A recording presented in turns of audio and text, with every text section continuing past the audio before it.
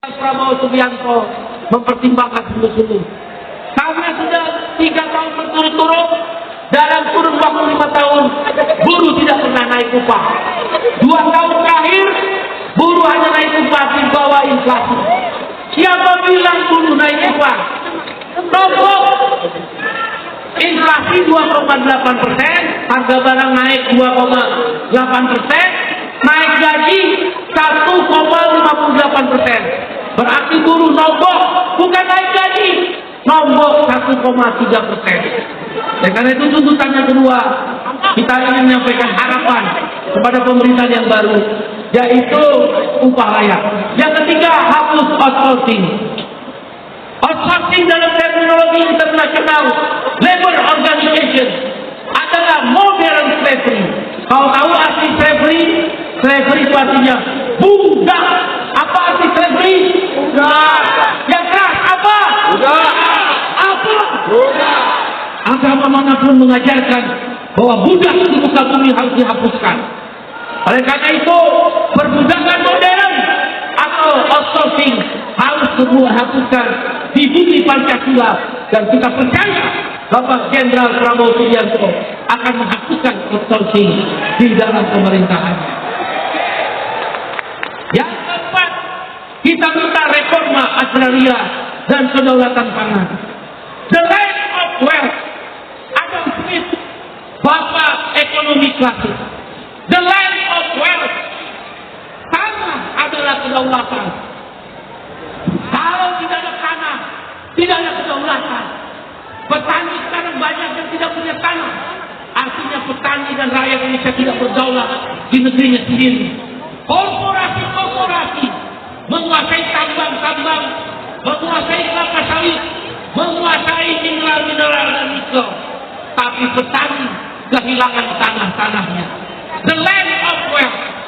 Oleh karena itu, sesuai undang-undang pokok agraria, kita menaruh harapan Bapak Jenderal Prabowo Subianto, Presiden Republik Indonesia terpilih yang akan dilantik 20 Oktober 2024 ini, melakukan reforma agraria, redistribusi tanah dikembalikan pada rakyat dan tangan-tangan korporasi, dan kedaulatan pangan.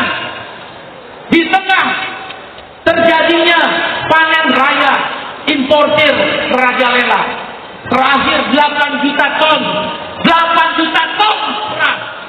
masuk ke Indonesia.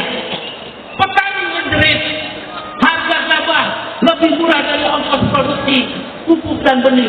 Karena itu kedaulatan pangan kita sampaikan kepada Presiden terpilih agar dikembalikan, yaitu tidak boleh atau dilarang impor beras dan bahan-bahan tembakau lainnya pada saat panen raya, kecuali paceklik, bencana alam atau kekurangan stok di luar panen raya mungkin masih bisa dipertimbangkan. Yang kelima, angkat iuran tenaga honorer sebagai PNS. Tidak ada satu negara bangkrut ketika guru dan tenaga honorer diangkat menjadi pegawai negeri sipil atau ASN, aparatur sipil negara. Kalau rata-rata upahnya naik dengan diangkat PNS menjadi 1 juta rupiah sampai 2 juta, katakan tertinggi 2 juta rupiah, kalikan jumlah guru. Saya dengar dari Pak Didi 1,7 juta orang. Katakan kita bulatkan 2 juta orang dengan tenaga honorer, 2 juta kali 2 juta cuma 4 triliun. 4 triliun dikalikan 12 cuma 48 triliun. Korupsi 300 triliun. Kebocoran anggaran 300 triliun. Masa bulatkan 48 triliun mengangkat PNS menjadi PNS guru dan tenaga honorer, tidak akan bangkrut negeri ini. Oleh karena itu kita minta guru dan tenaga honorer diangkat menjadi apa? Jadi apa? PNS. Yang terakhir, di dalam satu wawancara dengan TV nasional, Bapak Jenderal Prabowo Subianto mengatakan selayaknya, sepantasnya pendidikan sampai perguruan tinggi itu gratis. Karena itu yang keenam, kita menaruh harapan yang telah kita sampaikan secara resmi kepada beliau, agar pendidikan gratis sampai perguruan tinggi. Bagaimana mungkin orang masuk perguruan tinggi, sekolah-sekolah negeri yang dibiayai dari pajak rakyat, mencekik leher anak-anak buruh, anak-anak petani, anak-anak karyawan outsourcing, anak-anak karyawan kontrak, nggak bisa sekolah. Maka yang keenam, kita minta pendidikan gratis hingga perguruan tinggi. Itulah 6 harapan yang telah kita sampaikan. Saudara, yang terakhir saya ingin menyampaikan, Partai Buruh, Serikat Buruh, Serikat Petani, Aliansi Nelayan, Forum Guru dan Tenaga Honorer, dan elemen buruh se-Indonesia dengan ini menyatakan resmi mendukung pemerintahan Jenderal Prabowo Subianto sebagai Presiden Republik Indonesia terpilih yang akan dilantik pada tanggal 20 Oktober 2024. Resmi melalui forum ini saya mewakili kawan-kawan. Mungkin kawan-kawan media bisa memberitakan. Kita hantarkan 20 Oktober 2024 terjadinya pergantian pemerintahan yang sah, sudah terpilih dan melalui mekanisme pemilihan umum. Buruh Indonesia taat konstitusi. Ketika keputusan Mahkamah Konstitusi mau dibaca oleh sebagian saudara-saudara kita yang ada di DPR, kita beriakan karena kita taat pada konstitusi.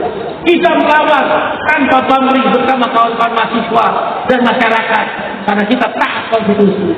Oleh karena itu, Partai Buruh, Serikat Buruh, Serikat Petani, Nelayan, Buruh Tenaga Honorer dan kelas pekerja lain menyatakan dengan ini mendukung penuh pemerintahan Jenderal Purnawirawan Prabowo Subianto sebagai Presiden Republik Indonesia 2024-2029. Bung Iqbal, apa alasannya? Satu, saya adalah anggota pribadi. Saya adalah salah satu pengurus Badan Perserikatan Bangsa-Bangsa PBB berkantor di Jeneva. Saya 3 kali periode terpilih. 12 tahun saya menjadi bagian pengurus PBB, Badan PBB yaitu ILO. Dan